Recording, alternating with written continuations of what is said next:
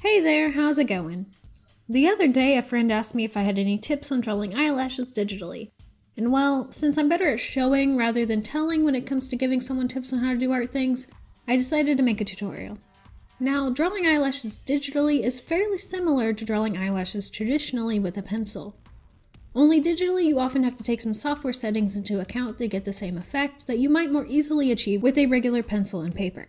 But whether you're drawing the eyelashes digitally or traditionally, I've noticed there are three common mistakes when drawing lashes.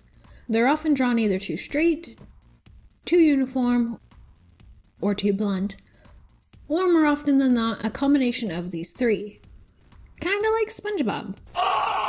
First, I'll go over these three mistakes, and then I'll move on to some more tips on how to make your eyelashes look even more realistic toward the end. Let's tackle the problem of drawing your lashes too blunt first. If you're using a traditional pencil or drawing tablet, this problem is usually easier to fix. You just need to gradually reduce the pressure on your pen as you draw your lines so that they appear thicker at the base and thinner and pointier at the tip, like this. Just remember that if you're using a drawing tablet, to have the pressure sensitivity on, and to have your size control set to pen pressure. You can change this in your brush settings here under Shape Dynamics. Now, what if you don't have a pressure sensitive tablet? Well, I've got a couple hacks you can use to still get this effect. Yay! First hack, go into your brush settings and set your size control to fade. This will automatically give the effect of a thicker base and a pointier tip to your line. And you can adjust your fade control here to the right to make your lines fade longer or shorter depending on the length of the lash. It might get a little tedious needing to adjust the fade for all these different lengths of lashes, but it will work. My next hack is to use the pen tool. What you do is you map out your lashes like this. Then you stroke the path, making sure that the simulate pressure box is ticked. As you see, this now looks a little weird. This is because the stroke has mimicked my pen pressure settings, and in this case I still had my opacity controlled by the pen pressure. If I adjust the setting and try again, we get this. This is better, and it sorta works, but now instead of the base of the line being thicker than the tip, you now have two ends that are pointy. Let's try it one more time, but set the pen pressure to fade. This looks a little better, but if we zoom in we can see that the shorter lashes now have a blunt edge. This is because the fade control is set low enough for the line to completely fade out on the longer lashes, but not the shorter lashes, which isn't ideal. Another con to this is that plotting like 100 points to make the lines for all those lashes is also going to be very tedious. But this will work if you're in a pinch. I should mention that I'm using Photoshop, so the setting layouts of other programs may be different to what I'm explaining here. But in general, all the tips I'll go over in this tutorial should still work regardless of what program you have at your disposal. Let's move on. The next mistake you often see is that the eyelashes are drawn too straight. Eyelashes generally have a curve to them, like this. They're also going to curve in different directions depending on their placement on the eye. Often you'll also find where the curve of the actual eyeball is ignored, and the eyelashes are drawn all pointing in the same direction, like this. The eyeball is curved outward, so the eyelashes on one side are not going to appear curved the same way as the lashes on the other side. A good general rule is that the lashes on the outer side of the eye will be more pointed out towards the ear, and the lashes on the inner side of the eye will either face more forward or more slightly in towards the nose, as you see here. This can change on the more inner corners of the upper eyelids, where the eyelashes can start to point downward, and depending on other factors like what direction the eye is pointing or if the eye is closed. But I'll touch on that again later. But what about the lashes in the middle? Will they point straight up? No. These will still curve. If you look at a photo of an eye, you'll notice that as the lashes curve around the eye, the curve of each lash usually becomes less pronounced towards the center, but rarely do they ever appear straight. This has a lot to do with foreshortening and the directions the eyelashes are pointing from the eye. Now, what if you don't want your eyelashes to look super curly? Some people do just have naturally straighter eyelashes, and oftentimes eyelashes won't curve up quite this much unless assisted by a lash curler or mascara, like this example here. You'll see that these lashes are a lot less curved than in my first example, but they do still have a curve to them, and they still follow the same general rule regarding what directions they face. The further to the outer eye the lash is, the more it's going to point in the direction of the ear. And the further to the inner eye the lash is, the more it starts to face the nose. And if we follow these guidelines, it's easy to get some pretty decent looking lashes. On to the third most seen mistake, making your eyelashes too uniform. A lot of times you'll see eyelashes drawn like this, all the same length and same thickness and parallel from one another. Eyelashes are different lengths and thicknesses and tend to naturally, for lack of a better word, clump or sheaf into small groups and cross over one another. You can see it better in this photo here. Notice how the lashes aren't all separate, but are in like little clusters? This isn't just because these lashes happen to have mascara on, it's just how eyelashes naturally grow, which, for anyone wondering, this is why it's so easy for your eyelashes to stick together and clump up when you apply mascara, because it's what your eyelashes are already doing naturally, and the adding of mascara only helps them stick together. Which brings me to this bonus tip. To prevent your lashes from sticking together, wiggle your mascara wand while moving upwards to separate the lashes during application. Bet you never expected to find a makeup tip in an art tutorial, did ya? Anyway, so when drawing your lashes, try starting with a few longer lashes placed around the lid. We'll call these our support. Next, draw some shorter lashes and let them kind of fall onto your support lashes into a little sheaf. Just keep this up, adding a few stray lashes here and there to fill in the lash line. Don't worry too much if not every lash is perfect here, as any minor mistakes are likely to be hidden as you add more lashes. Something I'd like to mention that I often see artists forget is to make sure to remember to draw some lashes curving over the upper waterline, as you see here.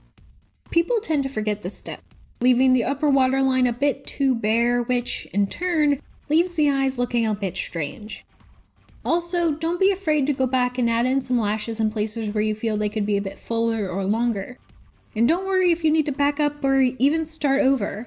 Drawing lashes takes practice, and even the most experienced lash drawers will make mistakes and need to start over from time to time. My biggest advice is to look at reference photos, but at the same time, don't get discouraged if your lashes don't come out exactly like your reference photo. Just practice, eventually you'll get there. Once the top lashes are done, you can repeat this process again for the bottom lashes on a shorter scale. Keep in mind that the lower lashes also tend to be thinner, both in density and in thickness. Also, avoid drawing your lower lashes in a perfect straight little line as I've done here. Try to keep that line broken up a bit, drawing some lashes slightly into the waterline to give a more natural looking lash line. Once that's done, you've got yourself some pretty decent looking lashes there. Now, this is all well and good if you're drawing eyes that are facing you, but what if you're drawing eyes that are closed or looking to the side? Well, all these rules will still apply. Let's take a look at this example of this closed eye here. The lashes may appear less curved as they are now facing downward, but a curve still remains. This will be typical of a lot of lashes, especially if they're shorter like these here, though longer lashes may present more curved. The natural grouping of the lashes is also still present, only now it's less obvious as you now have the top lashes overlapping the bottom lashes. To draw these, you follow the same general tips I laid out earlier. I like to start out by sketching out my little groups of bottom lashes, being careful not to be too uniform, along with some single lashes to fill out the line. And now I'm going to repeat the same process over this for the top set of lashes. Again, don't be discouraged if you mess up a few times and need to start over. Just keep looking at your reference photo if you need help and it will be fine. When I draw closed eyes, I like to draw the top and bottom lashes on their own layers. This is for a couple reasons. Firstly, it's easier in case I mess up one or want to adjust one of the layers later. And secondly, for this next tip I want to share with you, highlighting. You'll notice that sometimes there will be a highlight from the light shining on the lashes. There won't always be a noticeable highlight, but when there is, there's a couple ways you can add it. Personally, I like to add a new layer and set it to be a clipping mask over my lash layer. Then I select the color I'd like for my highlight, and then using the same brush I used to draw my lashes, I paint in my highlights, adjusting the opacity as needed. The other way is with the dodge tool. Make your dodge brush about the same size as you used to draw your lashes, and set the range to shadows with an exposure of around 20%, and make sure that the box for Protect Tones is unchecked, and that this icon for pen pressure is selected. Then paint over your lashes and the dodge tool should lighten them in the areas in which you'd like the highlights. This works, but it's a little more iffy. It's easy to go too far, and if you decide later on that you want to adjust the highlight, you're kind of stuck with what you have unless you paint over it. And then you can risk ruining your lashes and needing to start over. You also can't really control what color the highlight will wind up being, and you'll usually end up with a neutral white or grayish color, which won't be ideal if you need the highlight to be a little warmer or cooler in tone. Now let's apply everything we've learned to drawing lashes for this side view of the eye. Pay attention to the curves here. While they do largely follow the guidelines I've laid out, since the eye is facing a different direction, the lashes on the outer side of the eye now appear shorter and to have a less pronounced curve, while the lashes towards the center of the eye appear longer with a bit of a deeper curve to them. Also, while slightly harder to see, you can still see how the lashes group together. So we're going to draw these lashes in here, following the guidelines I talked about. Remembering to follow the curve of the eye and keeping this curve in mind in relation to how your lashes should lie. Remember not to draw your lashes pointing too upright. Real lashes tend to grow forward rather than upward. Some lashes may curl up more than some, but in general they all start out growing forward. I'm going to finish the lashes on the side real quick, and I want to stress again, look at reference photos, but don't be discouraged if your lashes don't look like a carbon copy of your reference photo. They don't need to look exact to still look good. Reference photos are your friends. They're there to guide you, not necessarily be photocopied. See here, I've finished these lashes and they look alright.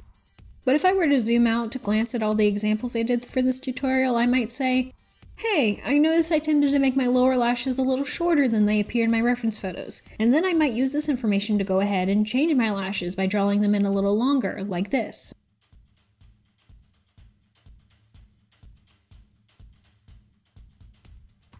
Now, these aren't exact copies of my reference photos, but they all still look good. Good enough that I can see myself finally wrapping up this tutorial. Haha, nobody? I'll see myself out. Just don't lash out at me in the comments for these puns. And now I can hear the villagers coming to burn me at the stake. Oh, this means I get to wear my witch's hat again. I've missed it. To see more of this hat, check out my Drawloween series. Anyway, I hope these guidelines were helpful. Just follow these tips I've laid out in this video, and you're sure to be drawing amazing lashes in no time. While I've still got your attention, I want to thank my first patron on Patreon, Jacqueline K. Reed. We've never met, but you rock. If any of you might like to join her in becoming a patron, I'll have links in the iCards and in the description. Patrons get to see all my finished work before anyone else, as well as work in progress updates, MP3 downloads, insight into upcoming projects, and more. Now it's the time of the video where I'd like to feature some art. Check out this piece from artist Razin Semenov from Bulgaria. To see more of his work, check out his links in the description. Also, if you would like a chance for your work to be featured in a future video, I'm currently accepting submissions over on DeviantArt. All my links are down below. Alright, it's time for me to go now. Thank you for watching, and I hope you found this tutorial helpful. If there's something art related you're struggling with, maybe let me know down in the comments and we'll see if I can help you out in a tutorial. Or check out my other tutorials in the playlist on the right. Until next time, I'll see you later. Bye!